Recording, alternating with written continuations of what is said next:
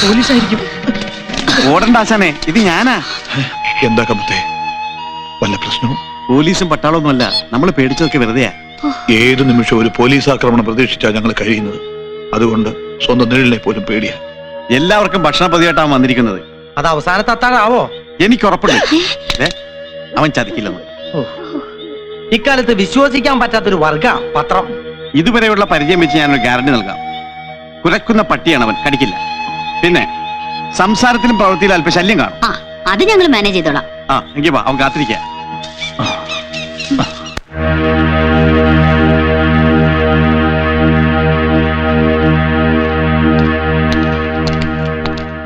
വാസു, വാസുവിനെ കാണാൻ ഒരാൾ വന്നിരിക്കുന്നു. എന്നെ കാണാനോ?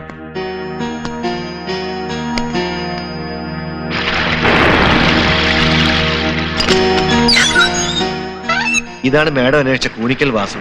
നാളെ കൂടി കഴിഞ്ഞാൽ വാസുവിന്റെ ശിക്ഷ കഴിയും. എന്റെ പേര് ശ്രീദേവി, കമ്മീഷണർ ഓഫ് പോലീസ്. എനിക്ക് വാസുവിൽ നിന്നും ചില കാര്യങ്ങൾ അറിയാനുണ്ട്. എന്താ, നക്സലിസത്തെ കുറിച്ചാണോ? എങ്കിൽ ഞാനതൊക്കെ വിട്ടു. ഇപ്പോ പരിപൂർണമായ ആധ്യാത്മിക ചിന്തയിലാണ്. വിപ്ലവത്തിലൂടെ സന്യാസത്തിലെത്തിയപ്പോൾ ഒരു സത്യം ഞാൻ മനസ്സിലാക്കി. ഊർഷു അല്ലാത്ത ഒരേ ഒരു ജന്മിയെ ലോകത്തുള്ളൂ, ഈശ്വരൻ. അവനാ ഏറ്റവും വലിയ കമ്മ്യൂണിസ്റ്റ്. പ്രഭാകരവർമ്മ തമ്പുരാന്റെയും പാർവതിഭായ് തമ്പുരാട്ടിയുടെയും കൊലയെക്കുറിച്ച് വാസുവിൽ നിന്നും ചിലതെനിക്കറിയണം. പ്രഭാകരവർമ്മയെ കൊന്നതിന് ജീവപര്യന്തം ശിക്ഷ അനുഭവിച്ച് കഴിഞ്ഞവനാണ് ഞാൻ. എന്താ, കമ്മീഷണറിനെ അന്വേഷിച്ച് ഞാൻ നിരപരാധിയാണെന്ന് തെളിഞ്ഞാൽ അനുഭവിച്ച ശിക്ഷ നീതിപീഠം തിരിച്ചെടുക്കൂ, അതോ എനിക്ക് നഷ്ടപ്പെട്ട ജീവിതം തിരിച്ചു തരൂ? ഓർമ്മിപ്പിക്കരുത്, എന്നെ ഒന്നും ഓർമ്മിപ്പിക്കരുത്. Please, you may go. വാസുവിനെ വിഷമിപ്പിക്കാനല്ല ഞാൻ വന്നത്, സഹായം അഭ്യർത്ഥിച്ചാണ്. തമ്പുരാന്റെ തോട്ടത്തിലെ തൊഴിലാളിയായിരുന്നല്ലോ വാസുവും. തമ്പുരാന്റെ മക്കളെ കുറിച്ച് എന്തെങ്കിലും വാസുവിന് അറിയാമോ? വല്ലപ്പോഴും ആ വീട്ടിൽ പോകുമ്പോഴൊക്കെ ഞാൻ തോളിലേറ്റി കളിപ്പിക്കാറുള്ള 2 പിഞ്ചു കുഞ്ഞുങ്ങളുണ്ടായിരുന്നു.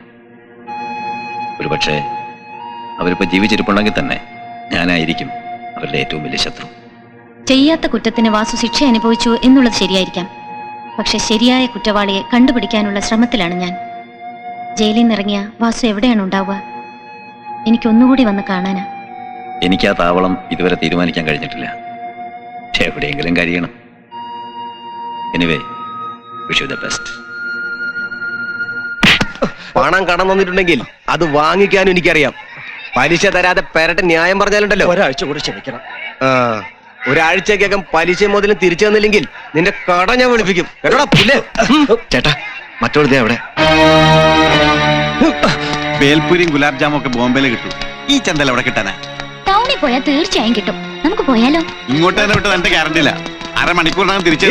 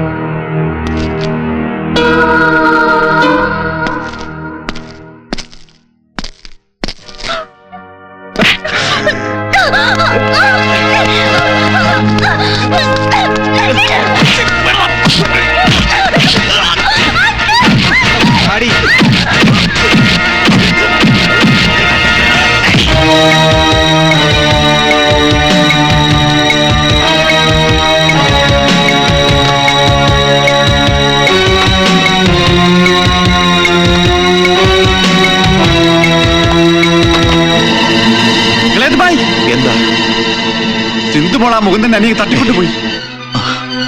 അവൾ അവരെന്തെങ്കിലും ചെയ്യും. ടൗൺ മുഴുവൻ ഞാൻ തെരഞ്ഞു, എങ്ങോട്ട് കൊണ്ടുപോയി അറിയില്ല. എങ്ങനെയെങ്കിലും അവളെ രക്ഷിക്കണം. മുന്ന, നീ ഉടനെ പോണം. കുപ്പിവള, ചാന്ത്, സിന്ദൂരം രണ്ടുപേരുടെയും മനസ്സറിഞ്ഞ് ഞാൻ വാങ്ങിച്ചിട്ടുണ്ട്. അവരുണ്ടല്ലോ. ഇതെന്താ ഈ കാണിക്കണേ? വണ്ടി ആയിട്ട് അങ്ങോട്ടാ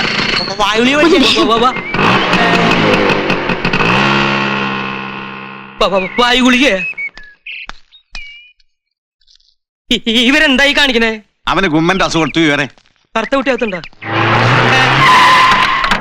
കമ്മീഷണർ എന്നെ കാണാൻ വരുന്നു. എന്താ ഇങ്ങോട്ട് പോന്നേ? പറയരുത്. അകത്തുണ്ട്. നിനക്ക്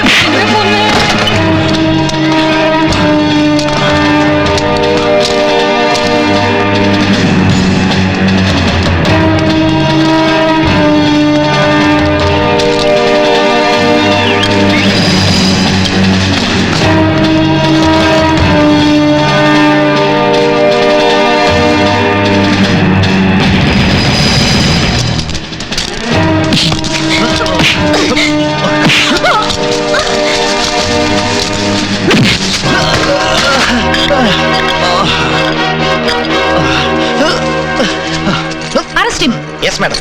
കൊള്ളക്കാരുടെ ഭീഷ്മാചാര്യൻ.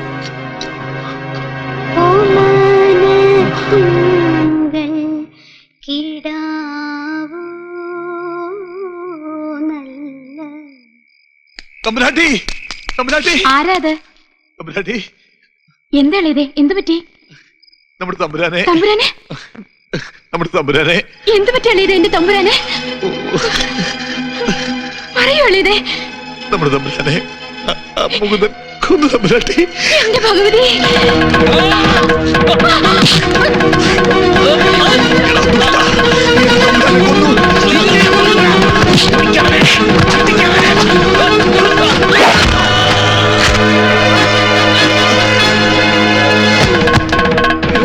തമ്പുരാട്ടി എന്നോട് ക്ഷമിക്കണം, വേറെ മാർഗമില്ല.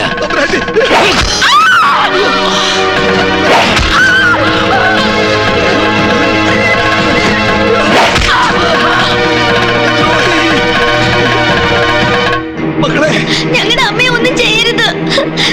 അമ്മേ, ഇടിച്ചുകെട്ടി കൊല്ലടാ നിങ്ങളെ. പൂമനശ്ശേരി കോവിലകത്ത് ഇനി ഒന്നും ബാക്കി വേണ്ട. ഓടിക്ക് മോളെ.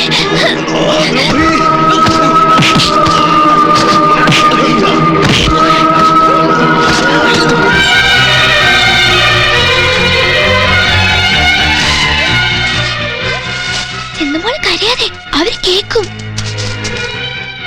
അങ്ങോട്ടാ പോയത്. വാടാ. ഞങ്ങളുടെ അമ്മ. ശബ്ദം ഉണ്ടാക്കല്ലേ.